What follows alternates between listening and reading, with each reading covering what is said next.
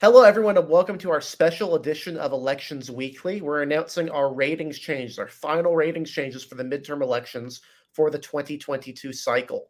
We have moved all of our toss-up ratings into leans Republican or leans Democratic. Those are the only changes we've made. We've not shifted anything else here. This is basically just setting up what we expect is going to happen on tomorrow's midterm elections, who is going to control Congress, which gubernatorial offices are going to flip. So let's go right into things here. Going to show you our rating shifts. As you'll notice right here, fairly even balance of both sides. Oh, that's not a good thing for Democrats. This is 10 House shifts for the Republicans and 8 House shifts towards the Democrats, on top of a bunch of statewide races shifting into the leans Republican or leans Democratic category. Let's start out though. Arizona governor, Arizona Senate. We have Arizona governor's race. Leans Republican. We expect Kari Lake to be the winner here. And the Arizona Senate race leans Democratic. Mark Kelly, the incumbent Democrat elected in 2020 in a special election, we expect him to win. So I'll throw it to Joe here. Why are these two different? What's going on? I know you have a lot to say about the governor race and a lot to say about the Senate race here, so let's get into it. Yeah, so the governor's race, obviously it's been a long-standing controversial race here. You have Kari Lake, obviously a controversial candidate, no matter what side of the aisle you're on, has said some controversial things, has very much hyped up the idea that voter fraud has impacted the 2020 elections. And then Katie Hobbs, the Democratic candidate, the current Secretary of State, certainly an interesting run there against Lake, the election denier, against the election official. But Hobbs has come under heavy criticism for how she's run her campaign. I do not think she's been as aggressive as many Democrats would have wanted her to be. She has refused to debate Kari Lake. It's kind of been the one-off here of Lake. Well, Lake is certainly as controversial as candidates like Doug Mastriano. Something that Lake has going for her is that she is significantly more charismatic on TV and in commercials and in person than people like Mastriano, like her, her opposite, Blake Masters, J.D. Vance. I could go on and on. But the fact is that right now in the averages, Lake right now does have an advantage. But there's also this, you look at the polling advantage too. There's also kind of a vibes feeling going on here. Gubernatorial elections have always not super, but at least slightly less polarized than federal elections are.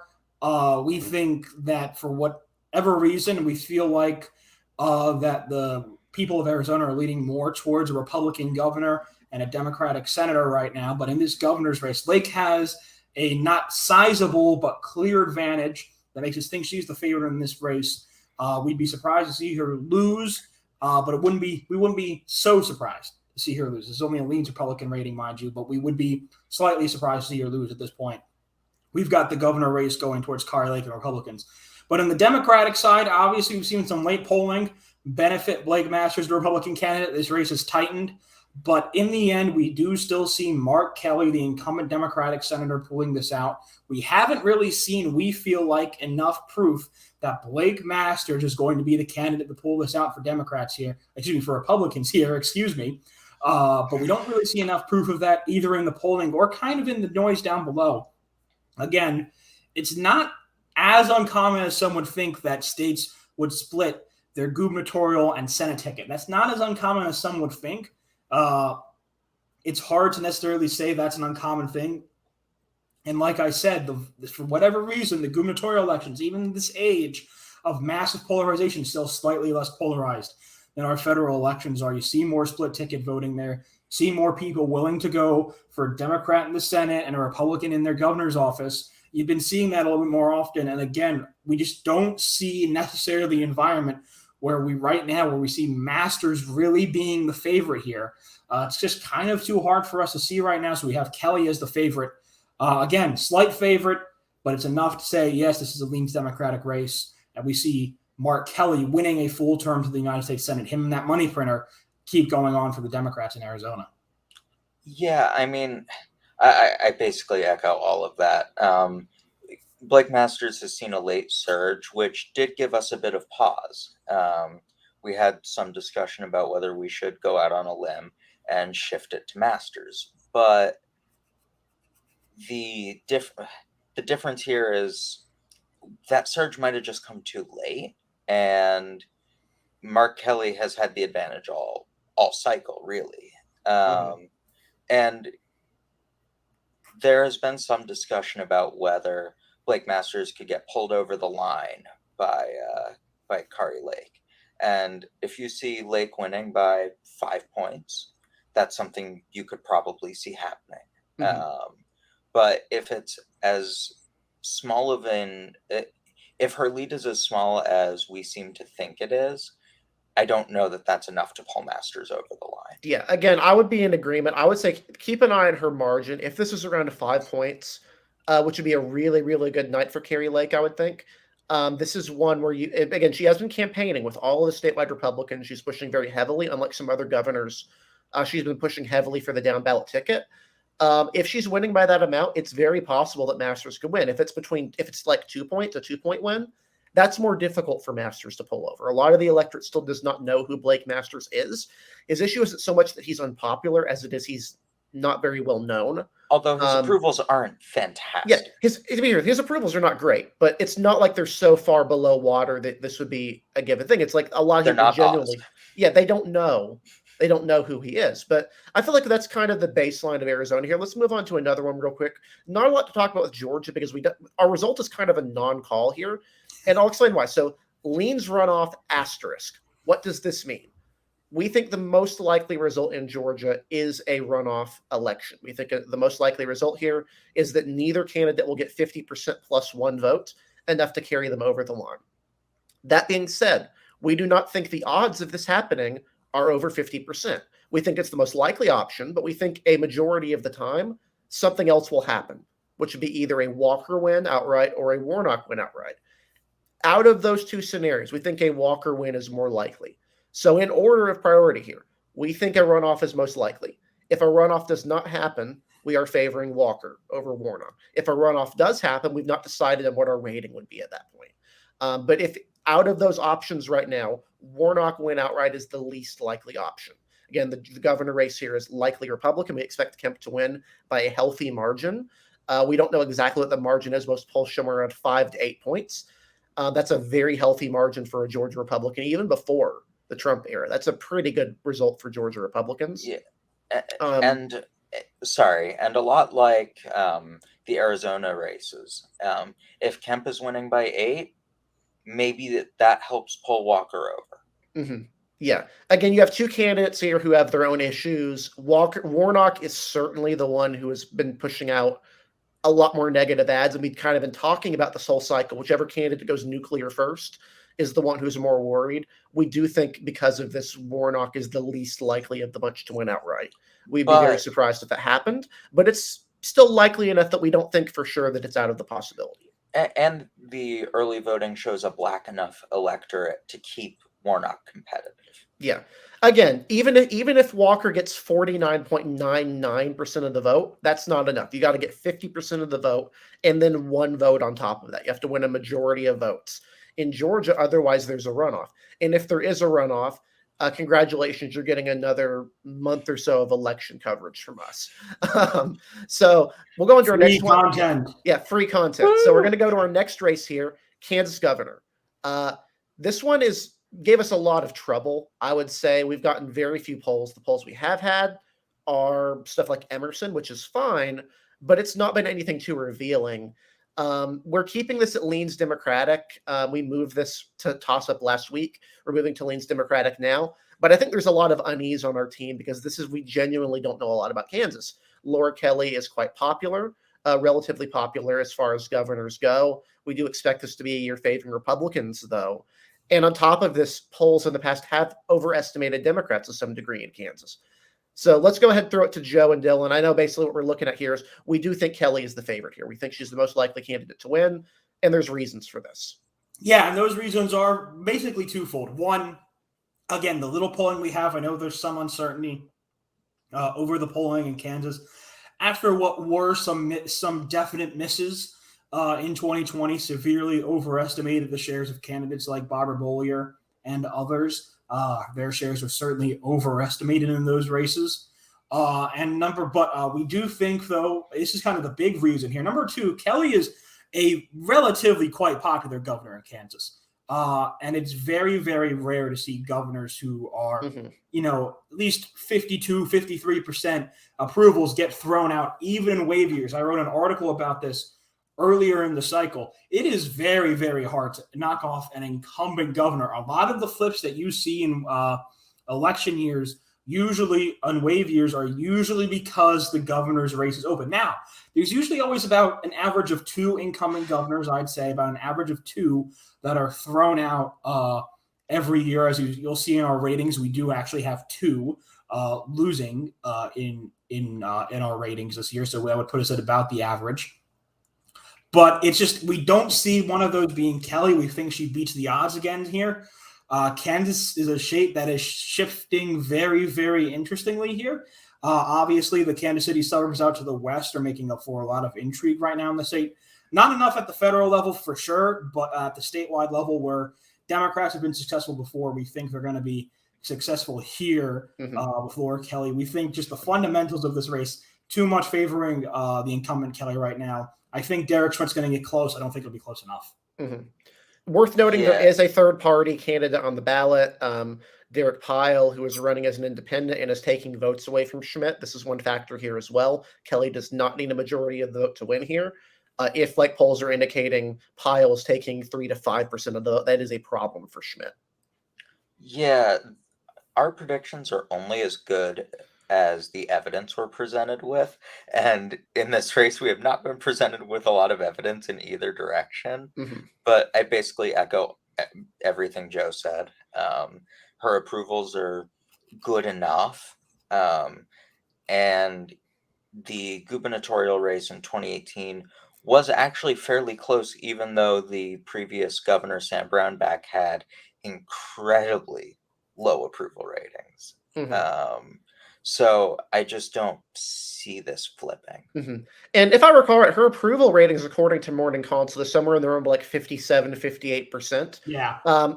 You'd have to go back probably to 2006, Bob Ehrlich, to find someone who was as popular as Kelly, who lost. He lost that race in Maryland, which is a very, very blue state, not as blue then as it is now. It did have a Republican governor. It did elect Republicans in 2010 and 2014, or 2014 and 2018, of course. But you have to go back quite a while to find a scenario where a governor who is that popular has lost. Okay, we'll move on to Nevada Senate race here. Not a lot to talk about because we already moved the governor race last week. I think a lot of people already expected this. We do expect the seat to flip to the Republican Party. We expect Adam Laxalt to win this race. There's a question as to whether or not he could underperform Joe Lombardo by enough to make a difference here. We don't think that's the case. We're pretty bullish on Republicans in Nevada in general right now. If you look at our House ratings, we expect Republicans to carry 3 of the 4 seats. So we're expecting a pretty good cycle for Republicans. Obviously, this could change, but I think this is one we're fairly confident about the Nevada Senate race here. Yeah, so obviously the early vote in Nevada is kind of a big storyteller. Obviously, they had a very good day yesterday in terms of their mail-in ballots, their early votes. They had a very good day there yesterday. But the fact is that we do think that the Clark firewall is going to be a little bit less than 2018. And number 2, we do think that we expect independents to go relatively significantly against the Democrats here in Nevada this time. There's a lot of underlying factors still from COVID. Nevada is a state that was particularly hit hard by COVID-era restrictions. We think at this point we're out of COVID-era restrictions for sure, but some of the economic effects are most certainly still being felt. One of those places is most certainly Nevada. Obviously, the tourism industry there is the big part. Ski country up near in Reno and Washoe County, and in Clark County, of course. Las Vegas, the biggest tourist hub in maybe all of America. It's just hard for us right now to see Republicans not winning Nevada. Again, we think it would be not like a large margin or anything. We're thinking 2 to 3%, not a large margin or anything, but still. We think this is a year where we think Republicans are able to pull it out this year. We think we're going to be able to see them do well enough. We think those rural areas, as Republican as they already are, going to go pretty significantly even more Republican than they are. We think we're going to see another swing back towards Republicans in Clark and Washoe County up there in the North, Reno. If you see either Republicans win that on the night. It's probably a pretty good sign that both of those candidates, but our predictions have come true, and that both Laxalt and Joe Lombardi, who we, like Eric said, we already shifted to Lean's Republican late last week, are winning their races. Yeah, I mean, there's not a lot of good news for Democrats here. Good job, Democrat Dummy Mander. But yeah, I mean, we're pre-recording this on the 6th. Last night was a good night for Democrats on the mail-in side, but they've had a few bad nights too.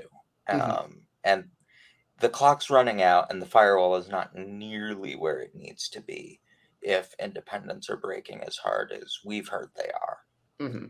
Yeah. And so, again, we're expecting a pretty good night for Republicans in Nevada. And a state where we're very unsure about is Oregon. We've moved Oregon to leans Democratic. This is actually a one we had a last-minute staff call to change. We originally were going to shift this to leans Republican. Since then, we have been concerned by some of the polls that have come out. Not the Blueprint poll, not the F5 or whatever the polling firm was. There was FMG. Again, this is the pollster that had Doug Jones up by 1 in Alabama last cycle. What are you talking about, Eric? That totally happened. That's not the one we're concerned about. The one we're concerned about is Emerson. Emerson came up with a poll. It showed Tina Kotek up. Kotek petted an internal. We don't care about that. What we care about is the Emerson poll is concerning. And it's concerning in a specific manner. Is the Betsy Johnson share of the vote seems to have declined substantially like we expected. Is it possible Christina Drazen wins this race? Yes. If we had toss-ups still, this would probably be one we would be keeping at toss-up because we genuinely don't know what's going on. That being said, as someone who has covered Oregon extensively, Oregon has not elected a Republican governor in 40 years. This is as good an environment as any to elect one. And even then, this is going to still be a challenge. A lot of these voters that are left outstanding are Democratic leaning from what we're expecting.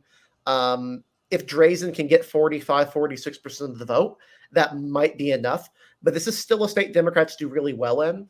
Despite how unpopular, Kate Brown is, this is a state we do think Republicans will have a good night in the House. We think they'll win a district, Oregon 5th congressional district that they did not previously have. They have a shot, and of course the 6th. We still have that at leans Democratic on our list, but we think this one by a very small margin will go towards the Democrats in this race. Yeah, I mean, look, we did not shift based on one poll. It's more that poll kind of, I think, reminded us, this is still Oregon. If Betsy Johnson is pulling in 10%, then I think Kotek has a steep hill to climb. But if Betsy Johnson's at 4 or 5%, I like Kotek's chances a lot more. Remember, this is Oregon. There are simply more blue voters for Kotek to pick up than there are for Drazen. There's a ceiling for Republicans, 43, 40, 44? About 44, 45%, I'd say. In statewide, it's been anywhere from 44 to 48% or so, because they did lose gubernatorial races by smaller margins, like in 2010, 2014. But yes, the Republicans typically are around 45% statewide races at most. Yeah, so if Betsy Johnson is pulling in 5%, Democrats have a majority of the voters there. So if you assume that Johnson is only taking Democrats, 4 or 5%, that still puts Kotek over. I don't see it. Yep. Now, again, we're going to try to pick up the pace here a little bit because we got a lot of races to go over here. One big one, Pennsylvania Senate race. We have been keeping this one in our back pocket for a while. We've kept the toss-up all throughout the summer. Thanks to our election team head, Joe Szymanski. Unlike some other rating sites, cooler heads prevailed here. We did not move this to leans Democratic. We had very clear reasons for this. We expected Republican voters who did not like Oz to ultimately go into the Oz column. What have recent polls and what have recent indications shown? Republican voters shifting back into the Republican column at the last minute. I'll let Joe kind of explain here more because this is his state, but I think it's pretty clear why we have moved this. I think most other forecasters are going to go in the same direction in this race. This one is very much, it's the big M word, folks. It's the M word. You know what it is? It's momentum. The momentum feels like it's going behind Oz right now, and I think it's very hard to disagree with this. the momentum in the last kind of 3 weeks to a month in this race have definitely shown a shift towards Mehmet Oz. I don't think that's a super arguable topic, in my opinion. But the facts is that right now we've seen this shift. This polling it was wide, and then it was narrower, and then it was narrower, and then it was narrower, and then boom, we're right here right now. And right now we do think, just because of the fundamentals of this environment, even if it's an even environment, that would still be nationally some sort of about 5, whatever metric you use, 3 to 5 point shift in the environment towards the Republican Party. We do think that will be enough to carry Mehmet Oz over the line and into the United States Senate. Now, obviously, this is kind of hinging very strongly on our theory of slightly less polarized gubernatorial races. We have Pennsylvania's gubernatorial election between Josh Shapiro and Doug Mastriano right now at likely Democratic. We would be fairly shocked if Mastriano pulled out that race. I would even say strongly shocked at this point. I think I'd be more shocked if Mastriano pulled it off than if Zeldin did, honestly. Yeah, at this point, it sure would feel like it, doesn't it? But but that we do think, and I think this is being voiced by a lot of other people, that we do think that there are going to be ticket splitters in Pennsylvania. There are people in suburban areas and in certain parts of the state that will leave their ballot blank. They would write someone in, they would vote for Shapiro, and then vote Oz for Senate, just because of kind of the negative atmosphere that has very understandably followed around Doug Mastriano in his general election campaign, because he has done a very poor job of bringing in voters that are not the Republican base. Yeah. Can we even call it a campaign at this point? Like, it's very hard to. Very, very hard to. He's doing a thing. It's not a successful thing. We're not, again, we have New York at safe Democratic. It would honestly feel more shocking if Doug Mastriano won, because there's been nothing going on with this gubernatorial race for months. And at least Zeldin is campaigning. Yeah, he's campaigning hard. Mastriano is he's not running a very effective campaign. Let's just put it that way, if you can even call it that. No, and the recent polling shows that 7% of voters say they would have voted for Fetterman without the stroke. I think that clearly shows why the momentum shifted. Obviously, the stroke happened before the general election campaign started, but the debate clearly did have an impact. I don't love that, but that's the reality. Mm-hmm. We'll move on to our next one now. This is again one that you could kind of have guessed from our previous ratings. We've had the Senate race in Wisconsin. Pretty much all cycle at leans Republican, even as, again, polls briefly showed a lead for Mandela Barnes. This quickly vanished in the midst of basically a month of uncontested negative advertisements towards the Barnes campaign, which he's never really been able to come up with an answer for. The governor race, though, has been more competitive here. Tony Evers is the incumbent. He has middling approval ratings. By middling, I mean literally middle of the road, about 50-50. They're not very strong, but they're also not exceptionally weak. Tim Michels is the Republican candidate here. He wasn't the expected nominee. Most people expect Rebecca Kleefisch to get in. Michels is most known for losing a statewide race in 2004. We do think Michels is favored here. We think, again, there's not a lot to talk about because I think this is pretty obvious from our previous rating. We think this will be closer than the Senate race. We think that there are voters who will vote for Ron Johnson for Senate, but will vote for Tony Evers for governor. Keep in mind that Wisconsin has Republican supermajorities. Republicans basically run most of the show in Wisconsin right now. Evers is just kind of functioning and sitting there, calling special sessions and doing a lot of things that aren't exceptionally controversial. So, again, there's not a ton to talk about here. We do expect Michels to win, but we don't know the margin. We think it will be closer than the Senate race. Mm-hmm. Yeah, I mean, again, I think like Eric said, there's, I think, very easy explanation here. We just think the late momentum, again, showing towards Michels. The latest polls kind of have him in an average of 1 to 2 points. Some of these are very, very solid polls here in Wisconsin. We just like Wisconsin a little bit more than we like a lot of other these Midwest states right now for Republicans.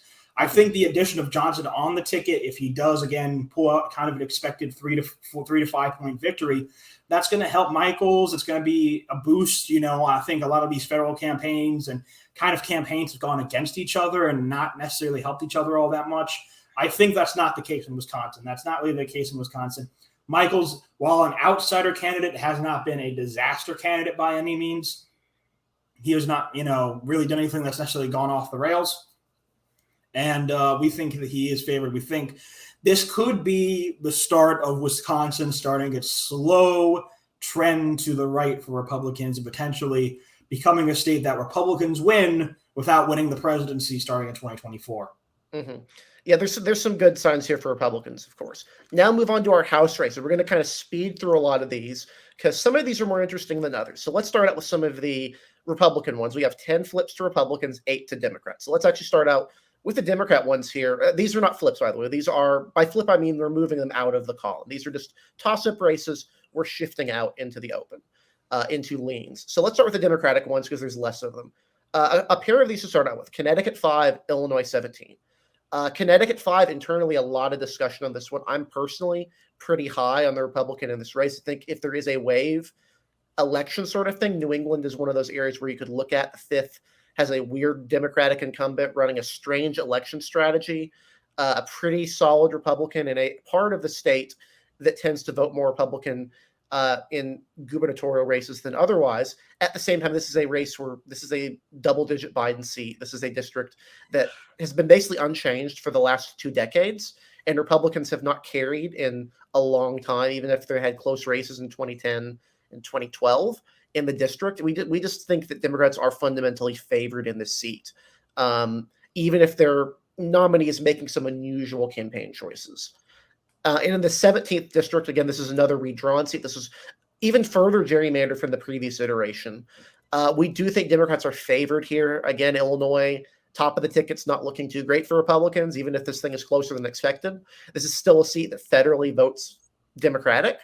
And frankly, there's not been that much money and attention spent in the 17th congressional district of Illinois. Could this one flip? Sure, but we moved these into the Democratic column. If we had more attention on these earlier, could give us a better picture. We do think Democrats are favored in these 2 districts, these double-digit sort of Biden seats or high double-digit Biden seats in Biden-won states. Any thoughts on these before we move on?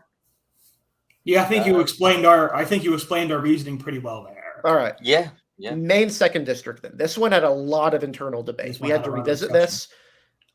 We do think Jared Golden pulls this out, but there was a lot of discussion on staff on our discussion over whether or not polarization will catch up to this district. This is, of course, a district that Trump has won twice now. He's won it by fairly large, high single-digit margins. If this is a much more waved Republican year than expected, if this is an even year, that's still a 5-point shift. If this is a R plus 3 to 5 year, on the other hand, this gets trickier and trickier for Democrats to hold. We do think Jared Golden is favored here, but this is one we could easily see if this is bigger than expected, going the other direction.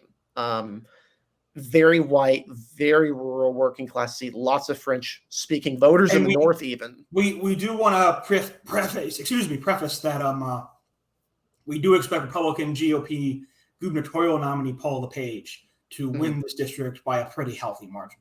Again, this is a concern for us. This is one of those we would probably be keeping in a toss-up if there was a toss-up column, but we don't do that here.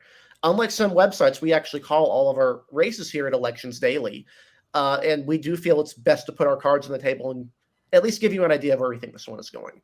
Golden is about as good of a Democrat as can fit this district. It may be a matter of time until this one fades for him, but for now, with the Republican nominee being previous representative who was removed by Golden himself in 2018, Bruce Poliquin, not a great fit for the seat, we didn't feel comfortable enough going out on a limb for the Republicans here. Yeah, and there's really no there's no polling that suggests Poliquin is up.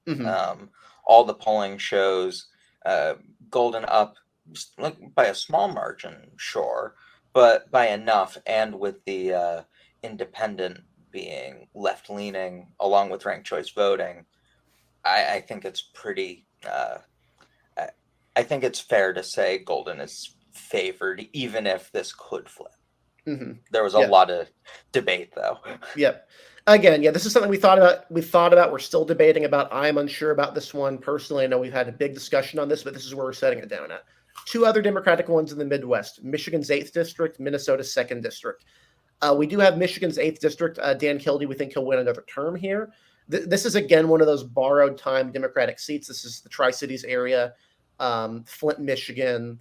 Going up into some of those other areas in the northern, in outside of the finger or outside the mitten, the mitten, the finger portion of the mitten, kind of stretching up the coast.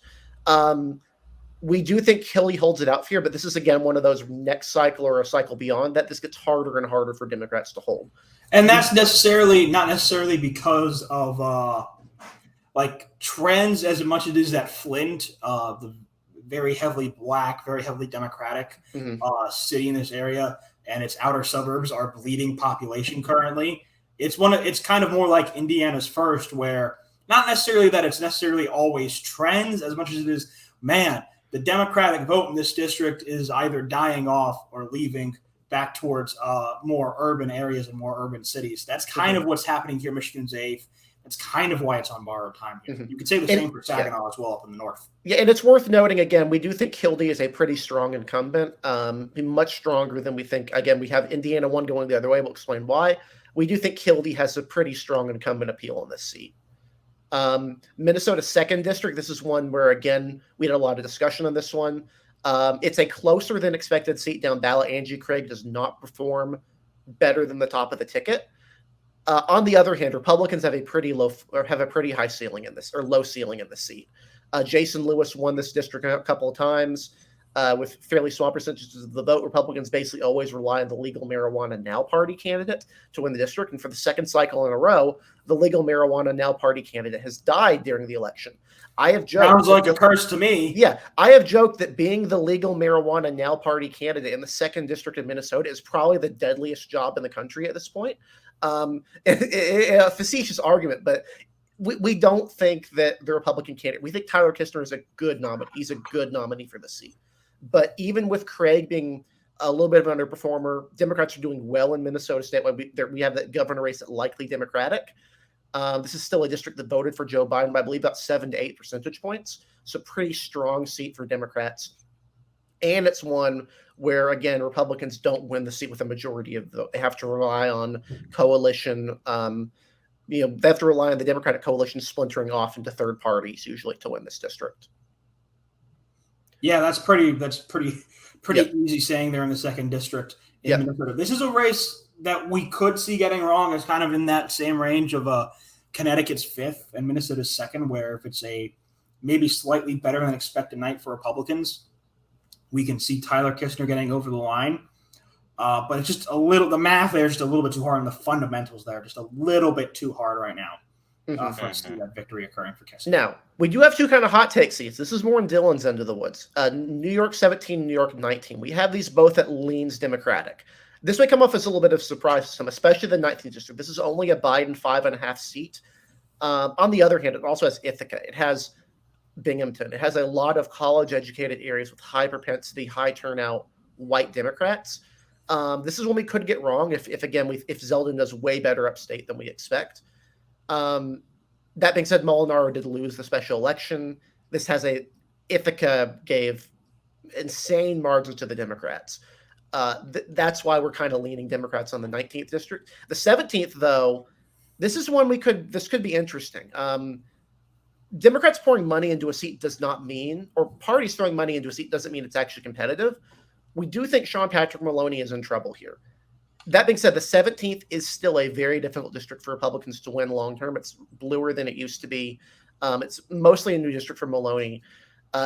Republicans winning this rely it's almost entirely a new district. Aside from his home, because he's a carpetbagger. Yeah, again, Rockland County, Westchester County in particular is the problem here. Rockland, if Republicans get really good votes from the Orthodox community, this could be one that could sort of flip to them. But this is a more fringe seat that is really specifically being targeted because Sean Patrick Maloney, Republicans want him out. They want to get rid of the DCCC chair or at least make it close for the 2nd cycle in a row. Getting rid of it would be a major embarrassment for National Democrats. It's almost like nominating a candidate who has no relationship with the Jewish community in the district and kicking out one who does is a bad idea. Who would have guessed? Who would have guessed? Yes, you're absolutely right. We think this is closer than expected. We do. Again, this is when we could see flipping. We could see a lot of upstate looking a little bit different if Zeldin really does manage to overperform. If it's a bigger wave than we expect.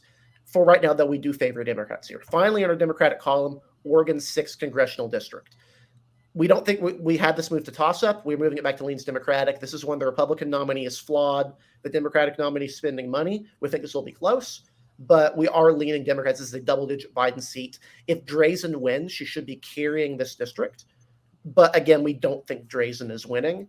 And this is Oregon. This is still a very difficult state for Republicans to compete in. And on top of it, the Democratic nominee is not out of step with the district in this one. No. Yeah. So let's speed through again the rest of these seats, and then we'll go into our big board. California 13. This is very similar to the 22nd district. This is an open district, very heavily Hispanic. This one, unlike the 22nd, this one's probably going to vote for the Republicans in the gubernatorial race. We do expect Republicans to carry the 13th district in California. Indiana 1st congressional district. Low. This is like very similar what Joe was saying with the 8th. This is even more concerning for Democrats because they're bleeding 4 to 5 percentage points in election in this seat. Republicans have a good candidate here, Jennifer Ruth Green. Frank Mervan is new to the district. His family name is known here, but he is not especially entrenched in the seat. And on top of it, this is just a major, major trend to Republicans. If turnout is lower here, and we expect it to be lower among the African-American community in Gary, this is a seat Republicans would be expected to carry, and we expect them to carry it. We do expect Republicans to flip the 1st district. One we had a little bit of debate on was the 7th district, Elisa Slotkin's seat in central Michigan. This is a very, very narrow marginal seat, voted for John James by about a point, by about, I think, a fraction of a percentage point, voted for Biden by about a point. And then votes a little bit less than a point below the statewide total in like the gubernatorial races in 2018 and a bunch of other races. Slotkin is good. We think Slotkin is a pretty good Democrat for the seat. But even in a 5-point shift, an even year like some people really want to think this thing is going to be, this is still a seat that you would expect to be flipping or on the verge of flipping. I mean, do we think Slotkin is that good of a nominee to overcome that? Ultimately, we don't. I know there's some discussion on this. I want to kind of throw it out there to kind of give more of our thoughts here, especially to Dylan. But this is a seat where we do think just on environment alone, Republicans have a very, very good shot at picking it up, and that's why we moved it to leans Republican. Yeah, I flipped my vote on this. I was thinking this should be a leans Democratic seat, but the environment is just it's not there. There's been some evidence that this is going to be a relatively even year, but like you said, even then this is a seat you would expect to flip. I do think Slotkin is a slightly better candidate than I think we're giving her credit for, but I don't know. I was very mixed on this one. Mm-hmm. Yeah, we had a lot of mixed thoughts in this one. Nevada 1st, pretty boring seat overall. Dina Titus was kind of pilloried by a lot of Democrats early on for complaining about the Democratic dummy mander. Turns out she was kind of right. We do expect Republicans to flip the seat. We only expect, I think the 4th district is the only one we have Democrats expected to hold, ironically with the weakest of the bunch of the Democrats, Stephen Horsford, who suffered from a bunch of scandals relating to his personal life, but as the safest Democratic seat of the bunch. This is still a Biden high single-digit seat, but Titus is struggling here. There's a poll, Emerson poll, showed Republicans up by big in this seat. We do think this is one that will go to the Republicans in the long run. Yeah. 2 Ohio seats here, Ohio 1, Ohio 9. Ohio 1, we've been debating for a while. Ohio 9 as well. For a while, it looked like Vance be substantially underperforming Trump. I think most of us expect a marginal underperformance at worst from Vance. Not enough to put these seats at risk. The 1st, of course, will be won by DeWine by a large margin. Mike DeWine, the governor of Ohio. And then the 9th is, again, this Trump trending seat with a lot of blood red areas. Even though J.R. Majewski is a horrendous candidate with a lot of personal flaws, you could easily see an Ed Durr scenario here where there's not a lot of money spent. I don't know why I haven't compared this race to T.J. Cox and Valdow in 2018. Honestly, yeah, that's a really good comparison. I don't know. The Ed Durr one is funnier. Yeah. Yeah, TJ Cox is not as funny as Ed Dorr. But yeah, you're right. This is the Republican is flawed here. This is also a seat that voted for Trump by 4, is trending Republican, has voted Republican in most elections if you look back at it. We think Marcy Kaptur is that great of a candidate to hold against that wave. We ultimately don't. She's good, but she's not faced a competitive election here in a long, long time. Yeah, I do not agree with this flip. I understand the logic. I do think both the flaws with Majewski and Captor being a very entrenched incumbent will keep her in. And yes, Majewski is horrible. I mean, we've all seen the rap video. We have. And I think there's a reason the NRCC triaged this seat. And I don't think it was because Majewski did something they found objectionable. They supported Donald Trump for 4 years. Yeah, this is one we could easily see flipping, in other words, if we're wrong about the fundamentals here. If we're wrong that voters are willing to overlook Majewski's many, many, many flaws as a candidate. Finally, 4 more Republicans. We'll zoom through these. Pennsylvania 8, Pennsylvania 17. We expect Republicans to win Pennsylvania. We expect Republicans to win both of these seats. Matt Cartwright's seat became redder or bluer in redistricting. That being said, we don't think he has enough to get over this line of the Scranton-based seat, even with these new additions. This is if we're even year 5-point shift. This is like a +8 at the top of the ballot. That's a big stretch to hold on to, especially in something that could be worse than that. I did vote for Leans D on this one as well. Same reason as Ohio 9, although the Republican is not as bad as Majewski. No, it's not. The 17th is the 17th district. Again, this is actually a bluer seat. This is voted for Biden by a couple points. Has generally been more Democratic, but again, we expect Republicans to do well in Pennsylvania. We expect them to carry the seat. This is the sort of district you would expect to flip in an election where Republicans are gaining a lot of points off of 2020. Finally, 2 more for you. These are blue seats here. Rhode Island 2nd, Washington 8. Rhode Island 2nd is one we could easily see going wrong. If all the polls here were wrong, and again, none of them showed the Democrat up this entire cycle. None of the polls have shown the Democrat here up over Alan Fung. We'll admit we're wrong. That being said, looking at this, Fung has his own personal strong brand in the district.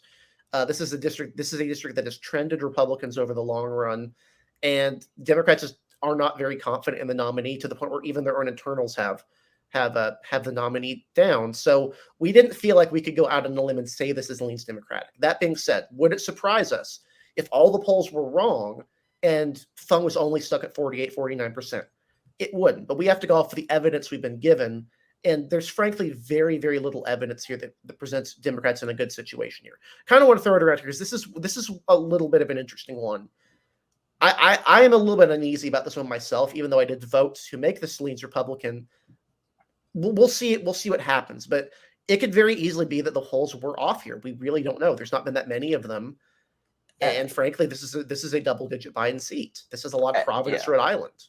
And Fung, polls have overestimated Fung before in mayoral races, so it wouldn't be unheard of. It wouldn't be, but we can only go on the evidence we're given. And the evidence here shows a pretty clear edge for Fung. That's really all it can be. Yeah, you can't account for polling errors because you can't measure those. You can't. And then Washington 8, finally, we moved this one to leans Republican. Kim Schreier has underperformed compared to Democrats in the district before. This is a seat that likes down-ballot Republicans, nearly voted, for example, for Dino Rossi in 2018, among other things. And on top of that, Kim Schreier got below 50% of the vote in the primary.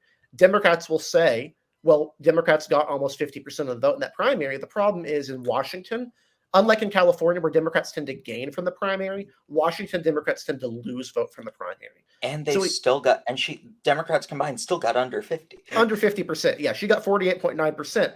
Again, if you're expecting to lose votes like Washington typically does, this is one we would expect to flip. We're going to show you our big board of races. These are the ones that we're really focusing on. These are our big maps of how we expect this election to go. So we're going to go ahead and start with our gubernatorial races here.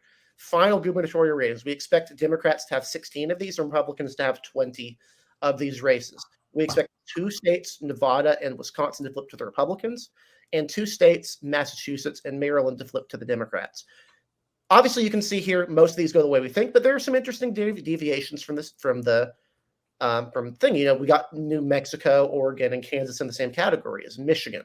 We've got Democrats as likely in Minnesota and in Pennsylvania. States we don't have on the board: New York, Oklahoma. Eating cricket. They'll never go on. I'm eating a cricket if New York flips on stream, but And Joe is eating a shoe. I'm boiling a hat, dummy. Yeah. Oh, you're boiling a hat. Okay. I'm boiling a hat. Again, like I know other outlets have Oklahoma at likely Republican, New York at likely Democratic. We just don't see a path to victory for either of those other parties in these states. We expect Oklahoma to be within 15 or 20 at least, and we'd probably expect New York to be within 10 to 15. This could be closer if there's really surprise here, but we don't expect major surprise in these. In fact, these are the least interesting of our races to go over. Not a lot of fun stuff going on in these gubernatorial races this cycle. So let's go over to the Senate races. These are the big ones right here. We expect Republicans will take control of the Senate. 51 Republican states, 48 Democratic states, 1 state going to a runoff, Georgia, or going to, in the second scenario, going to Herschel Walker outright, which would be 52 Republican states. On top of this, 2 other states we're keeping an eye on: Arizona, New Hampshire. Arizona, again, Blake Masters has been polling better than expected in recent weeks. Will that be enough to take him over the line? We don't think so, but the possibility is there. And oddly enough, New Hampshire, which we had kind of written off by the end, there's been a Don Bolduc surge as of late in New Hampshire. Something nobody saw coming. By surge, I mean instead of losing by 10, he could maybe lose by 4 or 5. There were a couple polls showing him up. This would be the least likely of the bunch, but if Republicans are winning New Hampshire, it would be a catastrophically bad night for Democrats. I've written about this before. If Republicans have 54 seats going into 2024, they have a serious shot at winning a supermajority of Senate in the Senate in 2024, just based off of the seats on the table. You don't want to see what Donald Trump will do with a supermajority. Yeah. So again, like, Democrats don't want to see that scenario. That being said, even if Georgia goes to Warnock, even if these other states go the same, we do expect Republicans to have 51 seats. That is enough for a majority. That is enough to prevent things from happening. That's also a tenuous majority.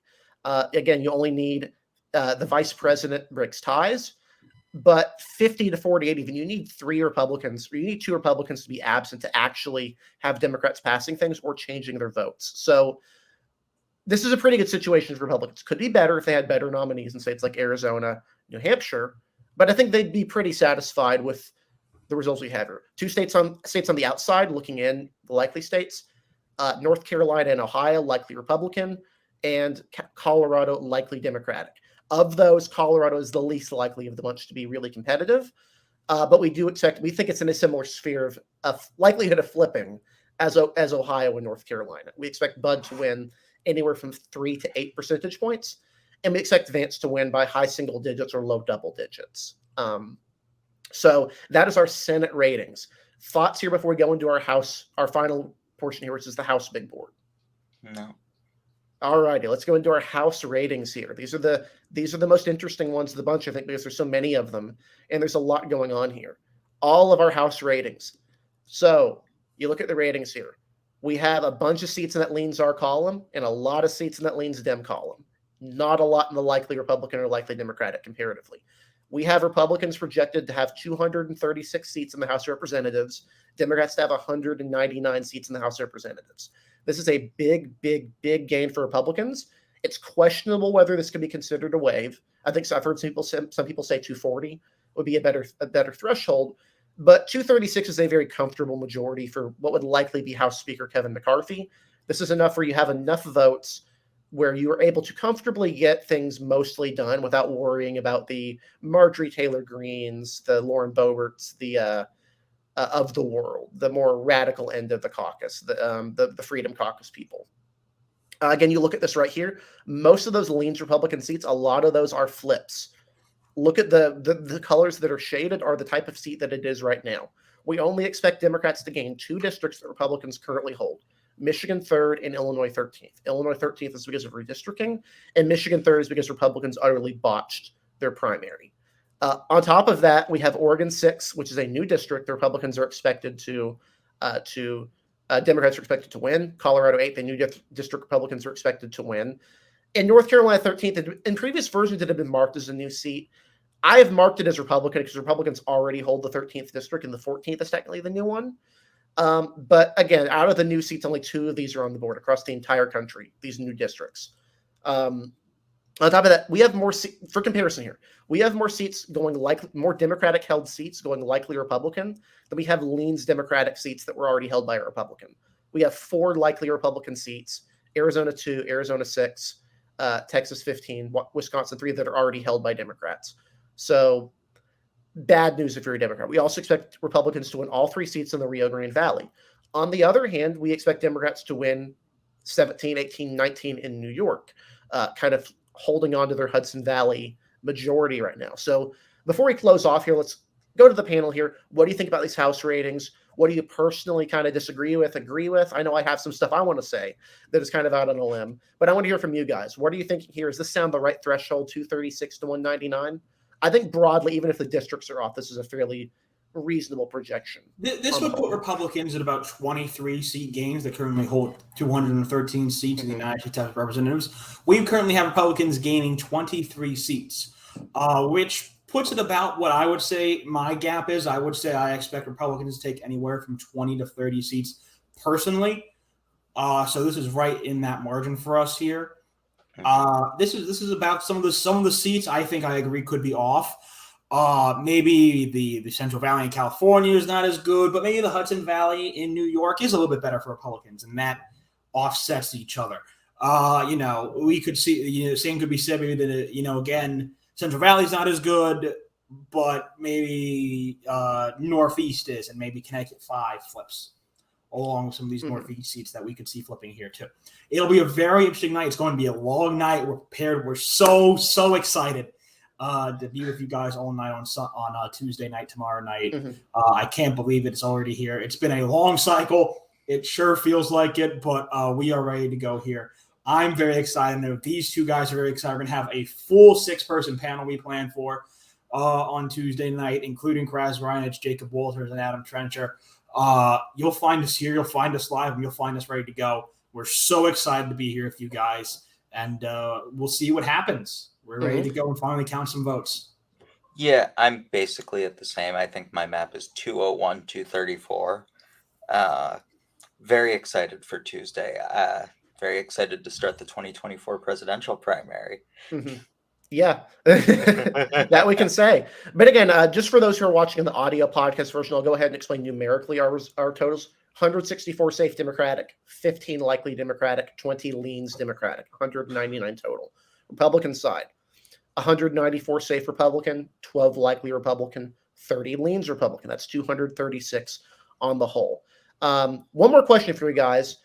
Out of all of these ratings here, if you could flip one district from our ratings, what would it be? If you could change one of these things, which is your projection to go against our predictions, the most likely seat to go against what we projected?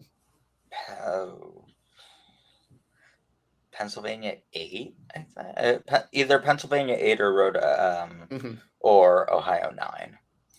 Minnesota 2nd. Good choice. I would say for me, it'd probably be either Connecticut 5 or Alaska at large. I know I am very much in an island here. I am a lot less bullish on Peltola than others, and I'll explain why on the stream. I do expect her to win, but I would be shocked if she gets over 50% of the total votes, including voided ballots. I think that's going to be a lot closer than a lot of people are expecting. But the fifth of Connecticut is one I'm really interested in seeing, because if there is a wave in New England, this would be where you would expect seats like this to start flipping. I'm surprised your choice wasn't New York 19. Yeah, New York 19. I wouldn't be shocked if it flips, but I do think there is a reason we have it. I am kind of persuaded somewhat by the college-educated voters argument, by Ithaca, by Binghamton, by these other high-propensity turnout areas for Democrats that will turn out more in midterms than comparable areas throughout the rest of the state, like in Long Island, for example. But yeah, with that is the conclusion of our episode here. These are all of our ratings. Again, for those who are just to conclude here, we expect Republicans to win control of the Senate with 51 seats, potentially 52. if Walker does win, that does avoid a runoff here. We expect Republicans to have a majority gain of 23 districts in the House, 236 to 199. And they expect Republicans to gain 2 governor's races and lose 2 governor races to the Democratic Party. With that, thank you guys for listening and watching. We really appreciate all of your support. Be sure to like and subscribe to our channel. You'll want to be here tomorrow. We have live election coverage starting at 6 o'clock. You can go to electionsdaily.com. We have all of the ratings for you. We have big maps of the results that come in courtesy of Decision Desk HQ, who supply our data and corporate overlords, as you might call them. We have all of that on the website. We have our YouTube link there as well. You can watch us on Twitch, of course. Wherever you're at, feel free to like and subscribe. It really does help what we're doing. We'll also probably be answering some questions throughout the night, so be sure to give us those, interact with the chat, and all of that as well. But with that, again, thank you guys so much for watching. We'll be here tomorrow at 6 o'clock. But with that, have a great night, and we'll see you tomorrow.